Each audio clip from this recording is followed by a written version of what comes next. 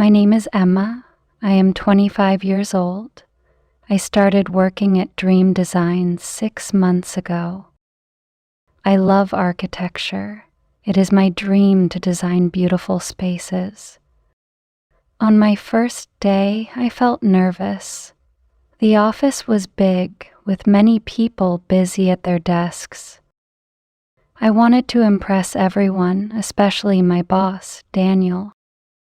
Daniel is tall and handsome, with dark hair and a kind smile. On my first day, he welcomed me warmly. "Welcome, Emma. I am happy to have you here," he said. His words made me feel special.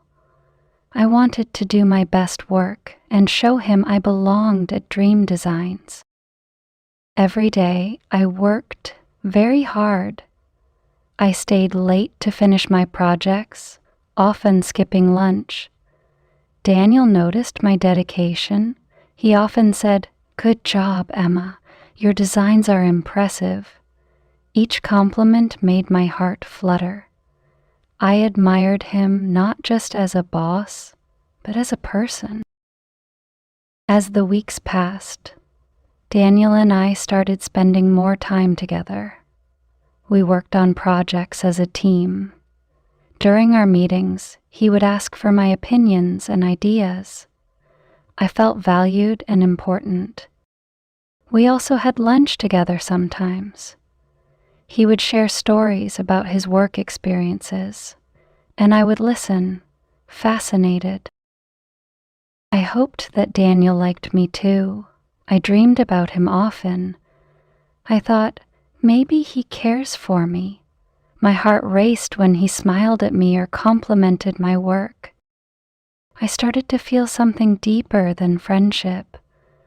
But there was a small voice in my head that said, "Be careful, he is your boss." One afternoon, I was talking to a coworker named Sarah. She was friendly and we often shared lunch. During our conversation, she said, "Emma, did you know Daniel is married?" My heart sank. I felt confused and betrayed. How could I have not known this? I felt my world shift beneath me. The next day, I had to face Daniel. My stomach was in knots. I decided to ask him about his family. "Daniel, do you have a family?" I asked, trying to sound casual. He smiled and said, "Yes, I have a wife and 2 kids." My heart broke. I realized I had fallen for a married man. After that day, things became hard. I saw Daniel every day at work.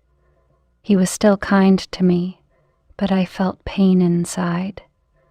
Every time he smiled, I remembered he was married. I felt guilty for my feelings. I wanted to leave my job, but I needed the income to support myself.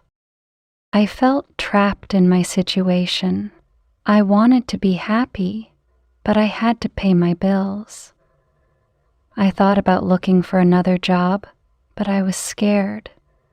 I stayed at Dream Designs, even though it hurt to see Daniel. Each day was a struggle, and I felt more isolated. One day, a new colleague joined our team. His name was Alex. He was friendly and funny. He had a bright smile and a positive attitude. Alex often made me laugh during our breaks. I started to feel a little happiness again. He was kind and respectful, and I enjoyed talking to him. As time passed, Alex and I became friends. He listened to my problems and offered support. I started to forget about Daniel, even if it was just for a moment. Alex made me feel valued and appreciated. He often invited me to join him for lunch, and I enjoyed our conversations about life and dreams. One evening, after work, Alex asked me to have dinner with him. I felt excited. During dinner, he looked at me seriously and said, "Emma, I really enjoy spending time with you. You are an amazing person." My heart raced. I began to see Alex in a new light, and I felt a connection forming. A few months later, Alex took me to a beautiful park. The flowers were blooming and the sun was shining. He looked nervous as he held my hand. "Emma, I care about you deeply. Will you marry me?" he asked, his voice shaking. I was surprised and happy. I smiled widely and said, "Yes." As I prepared for my wedding, I felt a sense of peace. I realized I had found true love with Alex. We planned the wedding together, choosing a beautiful venue and inviting our closest friends and family. I felt excited about our future. Just when I thought everything was perfect, I received a message from Daniel. He wanted to meet. My heart raced with anxiety. What could he want? When we met, he looked serious. "Emma, I need to talk to you," he said. Daniel took a deep breath. "I've decided to leave my wife," he said. "I want to be with you." My heart raced with shock. "But Daniel, you have a family," I replied. "This is not right." He insisted that his marriage was over and that he cared for me deeply. In a moment of weakness, I found myself drawn back to Daniel. I felt a mix of confusion and longing. Daniel told me that he loved me and wanted to start a new life together. I hesitated, but was tempted by the idea of being with someone I had admired for so long. After a whirlwind of emotions, I made the decision to marry Daniel. We had a small wedding ceremony filled with excitement and anticipation. I thought this was a new beginning, a chance to build a life together without the shadows of the past. For a while, everything seemed perfect. Daniel made me feel cherished, and I believed he had truly changed.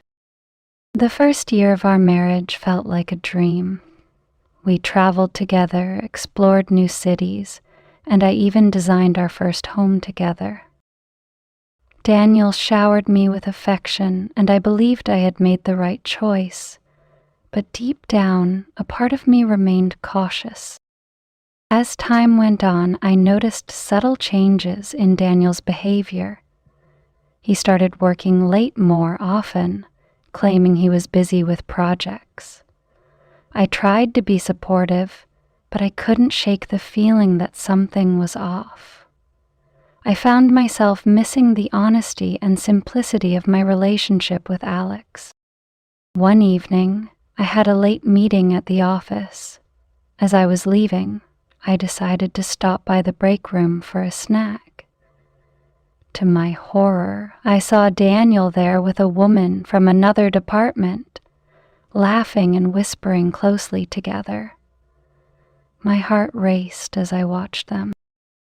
I stood frozen as they leaned in closer, their laughter filling the room. Then, without warning, Daniel cupped the woman's face in his hands and kissed her. My breath caught in my throat. I felt like the ground had fallen away beneath me.